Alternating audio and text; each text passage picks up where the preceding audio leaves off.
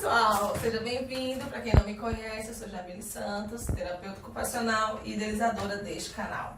O vídeo de hoje faz parte de um evento online que eu participei com a temática do racismo estrutural e suas implicações para a clínica da terapia ocupacional.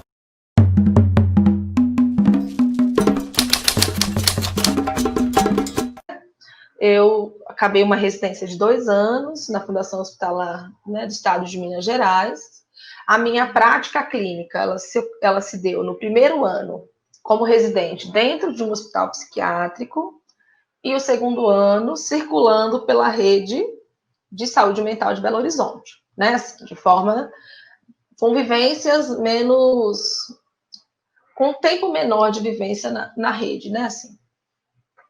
Então, essa necessidade de falar um pouco, né, de me aprofundar, de me aproximar dessa clínica racializada, surgiu dentro do hospício, né, gente? Porque quando você entra no hospício, é uma instituição total, como a escola, como a igreja, enfim, as instituições totais, elas têm um funcionamento que, de certa forma, oferece, né, o apagamento daquele sujeito. Então, as normas são feitas para que a instituição funcione como sempre deveria ter funcionado. E aí, a hora que eu entro no hospício, olho quem está internado, olho quem está cuidando, isso começa a me provocar alguns questionamentos, sabe? Então, você vê corpos negros, né? Das mais variadas tonalidades, adoecendo psiquicamente, né? Assim, com uma facilidade, com um número tão importante que não tem como não ser atravessado por aquilo, né? Então eu vi que quem estava adoecendo era preto, quem enlouquecia era cuidado era preto e quem cuidava era branco. E aí comecei a me interessar por isso, eu tentei fazer o meu trabalho de conclusão de residência, né? Nesse sentido, essa pauta racial. E aí o meu orientador, meu tutor, não se sentia confortável e não achava que essa era uma pauta que devia ser abordada, né? Isso, por si só, já me causou um desconforto, né? Me provocou a questionar algumas coisas. E porque a academia é assim mesmo, né? Assim, ela também serve a um propósito, e o propósito dela é manter a sociedade como está. Ao grupo dominante que mantenha-se seus privilégios, ao grupo que não está dominante, que está sendo dominado, que mantenha-se onde está. E aí fui observando que as atividades, né, elas eram basicamente todas embranquecidas. Então, os usuários, quando a gente estava fazendo uma oficina, não pode ouvir funk, porque senão a gente vai ouvir de alguns profissionais, né, claro, não de todos. Não pode ouvir funk, não, porque senão como é que vai ser? Vai ficar fazendo aqui dentro que faz lá fora? Só que as instituições, elas não estão descoladas da sociedade, muito pelo contrário, elas têm um funcionamento pautado na sociedade, tanto quanto qualquer outro lugar, né? Então, uma das formas, que era o meu fazer como terapeuta ocupacional, né, que buscava escurecer mesmo as situações, os debates, as atividades, era de empoderar esses sujeitos, né? Então, as atividades, se era para a gente fazer uma rodada de música, e se fosse ter funk em todas as músicas, qual o problema, né? Qual que é a questão? Por que não pode? Ah, não pode, vamos ouvir, sei lá, Chico Buarque. Nada contra, inclusive até consumo, mas a gente tem... O meu trabalho, né, desde a residência, é fazer com que as pessoas se apropriem daquilo, né, que elas tomem um pouco da identidade da população negra. E essa foi uma discussão que a gente fez no texto, que eu enviei, né, assim, o quanto que a pessoa preta, ela está descolada da sua identidade como pessoa negra por conta dessa constante violência psíquica, essa inviabilização, essa diminuição, né? Assim, a gente vai ouvindo tanto, desde sempre, que preto não é uma coisa boa, que a gente quer simplesmente ficar longe, né? Eu participo do grupo de estudos. Ontem a gente terminou a obra do Fanon, de um grupo de estudos sobre psicanálise e relações étnico-raciais. E aí, o Fanon termina assim de uma forma brilhante, e que me faz pensar mais ainda, né, o tempo todo numa clínica racializada, que é dentro da psicanálise, como que é diferente, né, a passagem do Édipo para o negro, para o branco, assim. Basicamente, a grosso modo, ele nos faz questionar se para o negro a passagem do Édipo não teria só duas saídas, que é ou enegrece de vez, e aí assume todos os traços, e aí tenta se apropriar dessa identidade que foi negada, que foi usurpada, ou ele se embranquece, né?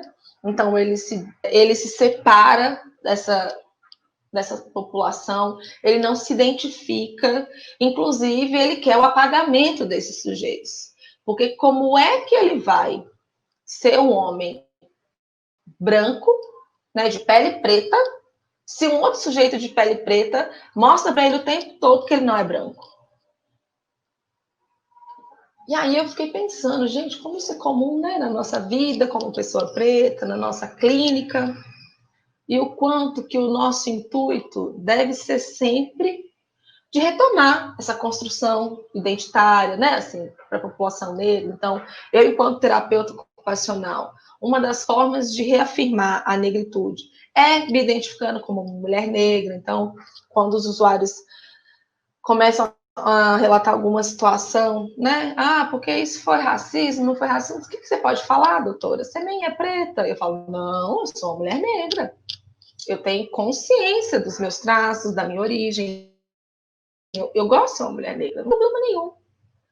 E aí os próprios pacientes vão fazendo, ué, mas então não é tão ruim ser preto? Né? E aí a gente conversa sobre isso, quando as situações surgem, né?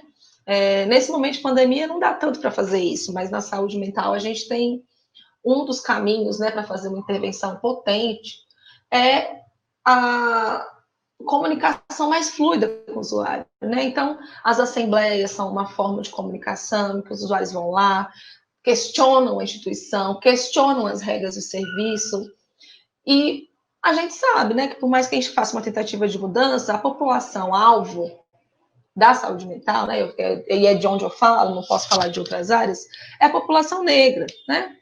Quando a gente vai uma PD, né, que é o espaço da permanência dia.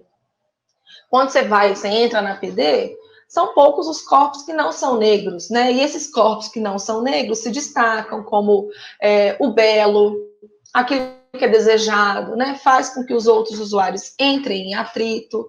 E aí a nossa função como profissional, e aí, claro, dentro do meu raciocínio como terapeuta ocupacional, é fazer um corpo preto naquele espaço, um corpo diferente daqueles, né? Um corpo que, além de ser um corpo preto, tem características positivas, né? É um corpo preto positivado, não é um corpo preto alienado ao que está acontecendo.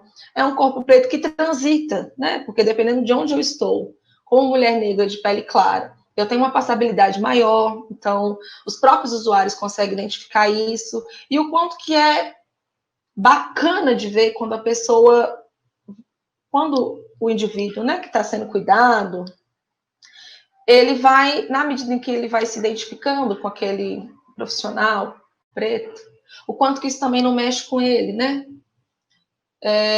Eu fico pensando, e eu tenho percebido, até comentei com a Letícia, que é uma das coordenadoras, há algum tempo atrás, que pela minha prática clínica, eu percebo que os usuários, quando vão para acolhimento, ou quando vão ser atendidos, são negros, e me encontram na posição, né, da terapeuta, eles se sentem muito mais confortáveis, assim. Então, tem colegas que atendem eles por um período, e eles falam, nossa, mas isso que ele trouxe para você, ele não falou comigo, ou demorou muito tempo para falar, e em pouco tempo você consegue falar, né?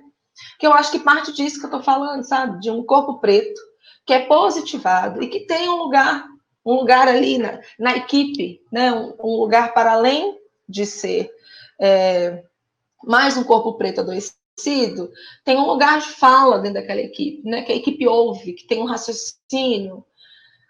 Então, eu acho que a nossa função como terapeuta ocupacional é fazer uma clínica racializada, é enegrecer as atividades que são negras, né?